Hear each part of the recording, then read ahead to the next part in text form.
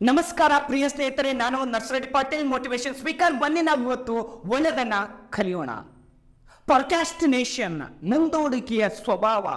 ಜಗತ್ತಿನಲ್ಲಿ ಬಹುತೇಕವಾಗಿ ಒಂದು ಜನರಲ್ಲಿ ಒಂದು ರೋಗ ಸೇರ್ಕೊಂಡಿದೆ, ಅದನ್ನೇ ನಾವು ಪ್ರೊಕ್ರಾಸ್ಟಿನೇಷನ್ ಅಂತ ಕರಿತೀವಿ. ಕೊರೋನಾ ವೈರಸ್ಗಿಂತ ದೊಡ್ಡದಾದ ಡೇಂಜರ್ ಆಗಿರ್ತಕ್ಕಂಥ ವೈರಸ್ ಅದು. ಅದನ್ನೇ ಪ್ರೊಕ್ರಾಸ್ಟಿನೇಷನ್ ವೈರಸ್ ಅಂತ ನಾವು ಕರಿಬೋದು. ಅದನ್ನೇ ಮುಂದೂಡಿಕೆಯ ಸ್ವಭಾವವನ್ನು ಹೊಂದಿರತಕ್ಕಂಥ ವ್ಯಕ್ತಿಗಳು. ಜಗತ್ತಿನಲ್ಲಿ ಬಹುತೇಕವಾಗಿ ಜನರನ್ನ ಕಾಡ್ತಾ ಇರುವ ಅತ್ಯಂತ ದೊಡ್ಡದಾದ ಸಮಸ್ಯೆ ಅದೇ ಪ್ರೊಕ್ರಾಸ್ಟಿನೇಷನ್, ಮುಂದೂಡಿಕೆಯ ಸ್ವಭಾವ. ಎಲ್ಲರಲ್ಲೂ ಇರುತ್ತೆ. ಬಹುತೇಕವಾಗಿ ಮುಂದೂಡಿಕೆಯ ಸ್ವಭಾವವನ್ನು ಯಾರು ಇಟ್ಕೊಂಡಿರ್ತಾರೋ ಅವರು ಜೀವನದಲ್ಲಿ ಮಹಾನ್ ಘಟ್ಟವನ್ನ ಮುಟ್ಲಿಕ್ಕೆ ಸಾಧ್ಯನೇ ಇಲ್ಲ. Procrastination, people are killing, people are suffering, most of the people suffering from the procrastination. ಜಗತ್ತಿನ ಬಹುತೇಕ ಜನರು ಈ ರೀತಿಯಾಗಿರ್ತಕ್ಕಂಥ ಸಮಸ್ಯೆಯಿಂದ ಮುಂದೂಡಿಕೆಯ ಸ್ವಭಾವದಿಂದಲೇ ಜೀವನವನ್ನು ಸರ್ವನಾಶ ಮಾಡಿಕೊಂಡಿದ್ದಾರೆ. ಈ ವಿದ್ಯಾರ್ಥಿಗಳಾಗಿರ್ಬೋದು, ಕ್ರೀಡಾಪಟುಗಳಾಗಿರ್ಬೋದು, ಇವತ್ತು ಮಾಡುವಂತಹ ಒಂದು ಅಭ್ಯಾಸವನ್ನ ನಾಳೆ ಮಾಡಿದರಾಯ್ತು, ನಾಡಿದ್ದು ಮಾಡಿದರಾಯ್ತು, ಅದಾದ ನಂತರ ಮಾಡಿದರಾಯ್ತು, ಇವತ್ತು ಸಮಯವಿಲ್ಲ, ಈಗಾದ್ರೆ ನಾನು ಈಗ ಮಾಡೋಣ, ನಾಳೆ ಮಾಡೋಣ, ನಾಡಿದ್ದು ಮಾಡೋಣ ಅಂತ ಜೀವನವನ್ನು ಸರ್ವನಾಶವನ್ನ ಮಾಡಿಕೊಂಡಿದ್ದಾರೆ. ಯಾರು ಜೀವನದಲ್ಲಿ ಮಹಾನ್ ಸಾಧನೆ ಮಾಡಿದ್ದಾರೋ ಅವರ ಮುಂದೂಡಿಕೆಯ ಸ್ವಭಾವವಿಲ್ಲ. ಕೆಲವೊಬ್ಬರ ಕವಿವಾಣಿಯಂತೆ ನಾಳೆ ಮಾಡಬಹುದಾದ ಕೆಲಸವನ್ನ ಹಿಂದೆ ಮಾಡಬೇಕು, ಹಿಂದೆ ಮಾಡಬಹುದಾದ ಕಾರ್ಯವನ್ನ ಈಗಲೇ ಮಾಡಬೇಕು ಎನ್ನುವ ಮನಸ್ವಭಾವವನ್ನ ಹೊಂದಿರಬೇಕು ಜೀವನದಲ್ಲಿ. ಈ ಸ್ವಭಾವವನ್ನು ಯಾರು ತಮ್ಮ ಜೀವನದಲ್ಲಿ ರಕ್ತಗತ ಮಾಡಿಕೊಂಡಿದ್ದಾರೋ ಅವರ ಚರಿತ್ರೆಯನ್ನು ಸೃಷ್ಟಿ ಮಾಡಿದ್ದಾರೆ. ಯಾರು ಈ ರೀತಿಯ ಸ್ವಭಾವವನ್ನು ಹೊಂದಿಲ್ಲವೋ ಅವರು ಅತ್ಯಂತ ದರಿದ್ರವಾದ ಜೀವನವನ್ನ ಸಾಗಿಸ್ತಾ ಇದ್ದಾರೆ.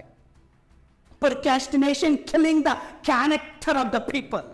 ಜನರ ಒಂದು ವ್ಯಕ್ತಿತ್ವವನ್ನು ಕೊಲೆ ಮಾಡುವಲ್ಲಿ ಈ ಒಂದು ಪ್ರೊಕ್ರಾಸ್ಟಿನೇಷನ್, ಮುಂದೂಡಿಕೆಯ ಒಂದು ಮಾತ್ರವಾದ ಪಾತ್ರ ವಹಿಸ್ತದೆ.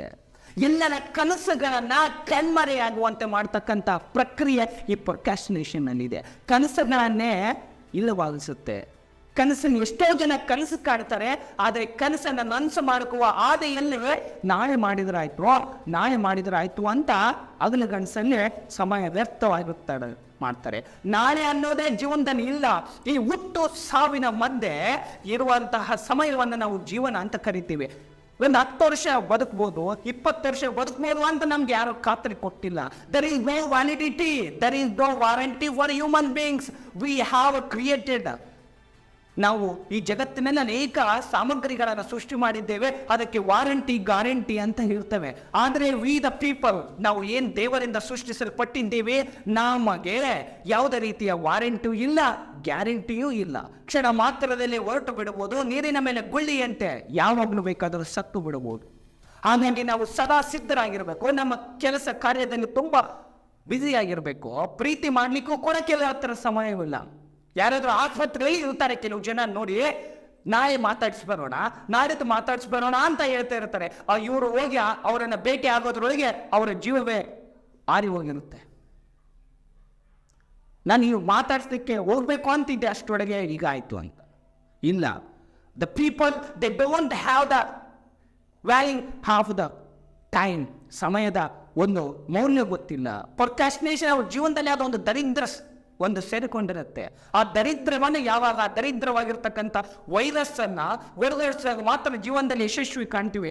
ಈಗ ಕೊರೋನಾ ವೈರಸ್ ಯಾವ ರೀತಿಯಾಗಿ ನಮ್ಮ ಜೀವನವನ್ನು ಸರ್ವನಾಶ ಮಾಡುತ್ತೋ ಅದೇ ರೀತಿಯಾಗಿ ಏಡ್ಸ್ಗಿಂತ ಅತ್ಯಂತ ದೊಡ್ಡ ರೋಗ ಇದು ಪ್ರೊಕ್ರಾಸ್ಟಿನೇಷನ್. ಅದು ಏಡ್ಸ್ ಬಂದರೆ ಸಾಯೋವರೆಗೆ ಯಾರು ಯಾವ ರೀತಿ ಹೋಗೋದಿಲ್ವೋ ಇದನ್ನು ಕೂಡ ಒಮ್ಮೆ ನಮ್ಮ ಜೀವನದಲ್ಲಿ ಅಡಾಪ್ಟ್ ಆಯ್ತು, ಏನಂತ ಇನ್ಸ್ಟಾಲ್ ಆಯಿತು, it's never going to be destroy anybody. It never go, it destroys their character. ಅದು ಎಲ್ಲಿವರೆಗೂ ಹೋಗೋದಿಲ್ಲ ಅಂತಂದ್ರೆ ಅವನು ಸರ್ವನಾಶ ಮಾಡಿವರೆಗೆ ಅದು ಹೋಗೋದಿಲ್ಲ. ಅದಕ್ಕೆ ನಾವು ಜಾಗ್ರತೆಯಿಂದಿರಬೇಕು. ಮಾಡಬೇಕಾದ ಕೆಲಸಗಳನ್ನ ಪ್ರಿಯಾರಿಟಿ ಮೇಲೆ ಯಾವುದು ಪ್ರಮುಖವಾಗಿ ಮಾಡಬೇಕು, ಇವತ್ತು ಮಾಡಬಹುದಾದ ಕೆಲಸಗಳನ್ನು ಏನು ಡೂಸ್ ಆ್ಯಂಡ್ ಡೋಂಟ್ ಲೀಸ್ಟ್ ಅನ್ನು ನಾವು ಕ್ಯಾರಿ ಮಾಡ್ತಾ ಇರಬೇಕು.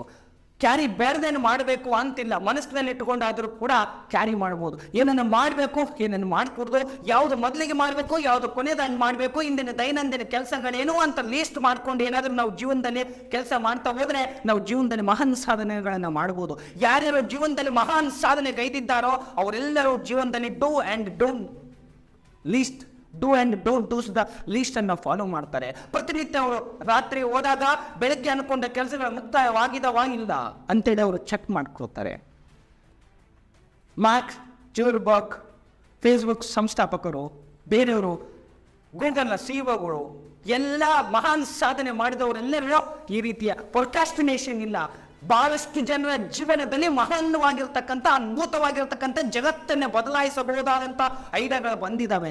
ಆದರೆ ಅವರು ಪ್ರೊಕ್ರಾಸ್ಟಿನೇಷನ್ ಎನ್ನುವ ಒಂದು ಸ್ವಭಾವದಿಂದ ಅವುಗಳನ್ನು ಅಲ್ಲೇ ಕೊಂದಾಕಿದ್ದಾರೆ. ಅವು ಐಡಿಯಾಗಳು ಪ್ರತಿಭೆಗಳು ಸೂಸೈಡ್ ಮಾಡ್ಕೊಂಡಿದ್ದಾವೆ ಅವರ ಹೃದಯದಲ್ಲಿ.